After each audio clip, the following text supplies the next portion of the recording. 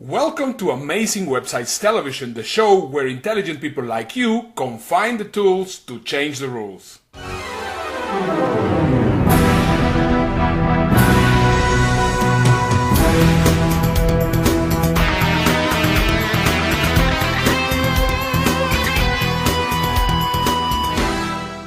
Hi there, this is Ernesto Verdugo and I would like to welcome you to the show. This show is going to be a little bit different than most of the shows because today I'm not going to be following the exact same model as we have been doing in all the shows. And the reason why I don't want to do that is because I want to introduce you to one very, very special person, and we're going to be doing something very, very weird, which is going inside the program. So this television program is going to go inside the program, sort of like one of those Russian dolls that we are now in one doll and suddenly we're going to be inside another doll.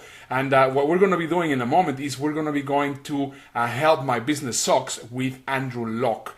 And the reason why I want to show this, the entire program, not only just a part of the program, is because he talks about Dubai and all the real cool things that we are doing there in Dubai. And of course, I mean, I want to share that with you, but I think it's a lot cooler if someone else who has experienced the cool stuff that we do in Dubai actually shares that with you instead of me sharing all those things with you and of course tooting my own trumpet. So I am sure that you're going to really enjoy this show, and let's go now inside of Help My Business Sucks. This episode of Help My Business Sucks is made possible by the Ultimate Internet Bootcamp, the new way to build a profitable website from scratch in just 5 days flat. Coming up on today's show, doing business in Dubai, a report from the road.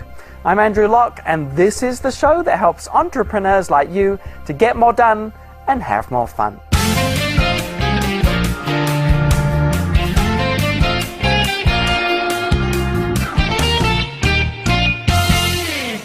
Hello and welcome to another special episode of the show, this time from Dubai. Again, these photos and videos were taken from my iPhone, so bear that in mind. I was invited to speak at Ernesto Verdugo's internet marketing event, Unlimited Power Online, or UPO for short. And in the few days before the event, myself and the other speakers from all over the world were hosted on various tours around the incredible sights of Dubai. Now, you might have heard a bit about Dubai in the news over the last few years. It's kind of a mix between Vegas and New York while maintaining a lot of the traditions of the Middle East. It's part of the United Arab Emirates, of which there are 7 member states, and Dubai is considered to be something of a young upstart, if you like, the rebel. They're building at a vast rate of knots, and the city is really exploding with the biggest and best in all kinds of categories. Our first stop was breakfast at the Sheikh Mohammed Center for Cultural Understanding. They host visitors from around the world in small groups, and as well as a traditional Arabic breakfast, we had the opportunity to ask questions about the local culture, such as, why do the men wear white robes? What is a sheikh? How many camels does the average local own? And pretty much anything else that sprang to mind. You know, I do think it is important to be open to other cultures when you travel. And personally, I'm not one of those people who travels to a place like Dubai and then heads for the nearest Starbucks or Pizza Hut, Burger King or McDonald's, although I do hear that the McArabic tastes pretty good. There really is a McArabic burger, in case you were wondering. So after we were fed and watered, we head on to the next stop on our itinerary, which was the jaw-dropping Burj Khalifa. It is the tallest building in the world by a long shot. In fact, it's not only the tallest building, but it's the tallest structure of any kind. And to put it into perspective, at 160 stories, it's more than twice the height of the Empire State Building. And when you look at it from any angle, you just can't help but wonder how it was built. It really seems unreal because no one has ever seen such a tall building before in their lives. It towers above all the other skyscrapers around it, and the shimmering exterior is truly dazzling. It took 6 years to build, and the reason it was built was so that it could be used in a scene in the new Mission Impossible movie, where Tom Cruise dangles outside on a thin rope. All very exciting stuff. And it was a good movie, so I think it was money well spent in building the tower. By the way, the lobby was particularly unusual. Inside, suspended from thin metal rods, were cymbals, the kind you'd see on a drum kit. Ding! Little drops of water are released from holes in the ceiling, causing a constant tinkling sound on the cymbals. I have no idea who came up with the idea or even how, but it is quite extraordinary to walk through that area. Look closely and you'll also see that in the Mission Impossible movie 2 as Tom enters into the building. Below the tower is a shopping mall, but not just any shopping mall. This one happens to be the largest shopping mall in the world. Shh, don't tell my wife, we'll never find her again. The mall features over 1,000 stores from just about every major retailer around the world. And there's other little touches like in one corner over there you'll find an Olympic-sized ice skating rink tucked away. In another corner you'll see this 7-story fountain complete with divers. And next stop was the Burj Al Arab, which to my knowledge is the world's only 7-star hotel. It's also one of the world's tallest hotels, and it was built out on the sea on a man-made island just off the coast of Jumeirah Beach. Now the shape of this hotel is inspired by the sail of a ship. It really is quite a unique place, from the gold toilets to the helipad near the top. Nothing is conventional about this hotel. And if you think about it, it really is a good example of stretching the bounds of premium. See, who made a rule that 5 stars was the highest you could go, for example?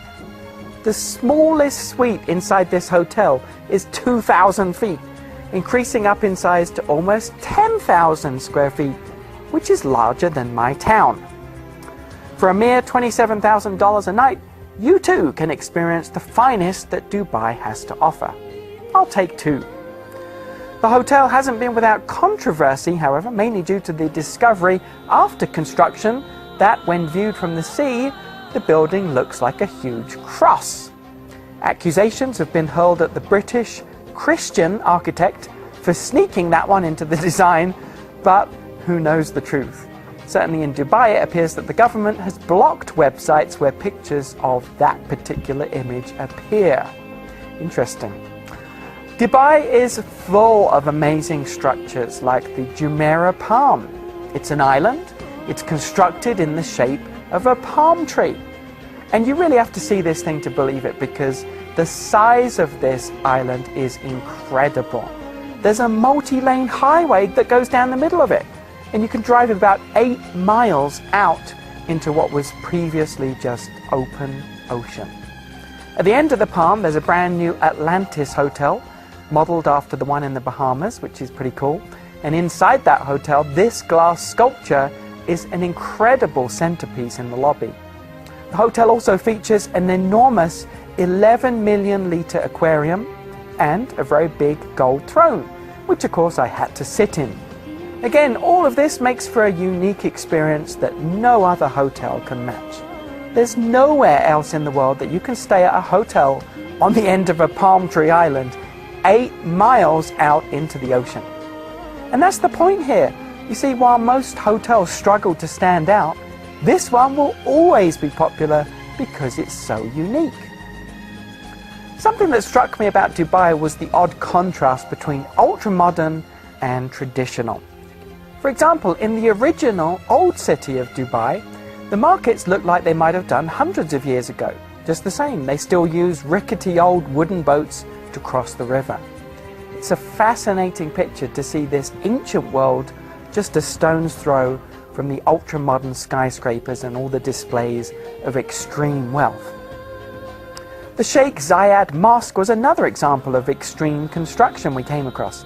It's Moroccan themed, it uses 28 different types of marble, and it accommodates, get this, over 40,000 worshippers at the same time in an area the size of about 5 football fields. Coincidentally, it also happens to be the world's largest carpet inside. And the pictures really don't do it justice. The scale of this mosque is unlike anything I've ever seen. The main prayer hall also features the world's largest chandelier. which now makes me wonder how many times I've already said the world's largest in this episode. But that's really how Dubai is. The chandelier is 12 meters high, 7 meters wide, and it features thousands of Swarovski crystals from Austria, and it weighs over 2 tons. I didn't walk underneath, just in case you were wondering. You never know. Oh, and by the way, it cost $8.2 million to make. The internet marketing event I was speaking at was held in a neighboring emirate, Abu Dhabi, and again we toured the city to get an overview of this very different city.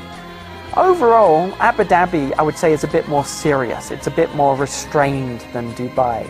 I think they seem to view Dubai as the reckless teenager who hasn't settled down yet. The entrance to this shopping mall in Abu Dhabi was intriguing. It features giant heads of local sheikhs, and you kind of walk through their heads to enter the mall. That was a little odd, a little disconcerting. The local cultural welcome center for Abu Dhabi provided some interesting insights into the history of the town or city, and I thought I'd share some of those with you here. So here's some information. And here's a bit more. And here's another one. I hope that was helpful to you. The venue for our internet marketing event was literally at the top of a mountain. It overlooked Abu Dhabi on one side and down into Oman on the other side. The views were incredible, simply stunning, and the weather actually was perfect the entire time.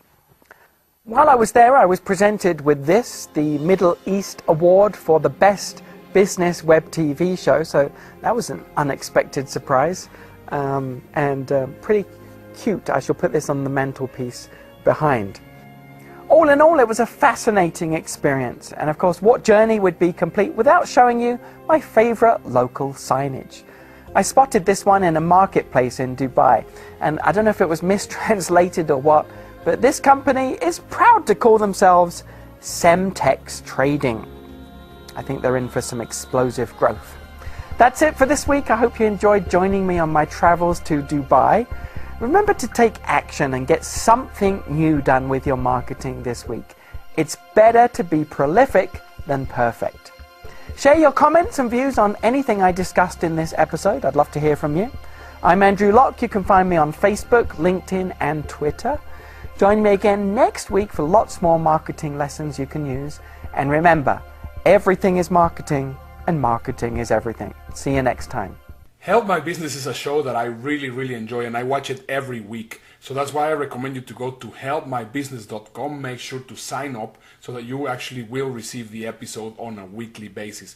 I think that the content is fantastic, and obviously I feel absolutely honored and privileged that he actually dedicated one full episode talking about the cool things that we are actually doing in Dubai. So this is basically wrapping it up for the week. I hope that you have really enjoyed this incredible episode. Make sure to go to helpmybusiness.com and learn more about Andrew and about all the great stuff that he has to share. This is an incredible program to learn new tools and new information about what other people are doing and what other marketers are doing around the world. So I'm sure that you're going to really find it very exciting. I look forward to seeing you next week. Next week we're going to be talking about con artists and also people which actually steal content from your website on the internet. So I'm sure that you're going to find it very interesting, because obviously we have to know how to protect ourselves from these sneaky people. So I look forward to seeing you next week. This is Ernesto Verdugo, and this is Amazing Websites Television, the show where intelligent people like you can find the tools to change the rules. Bye-bye.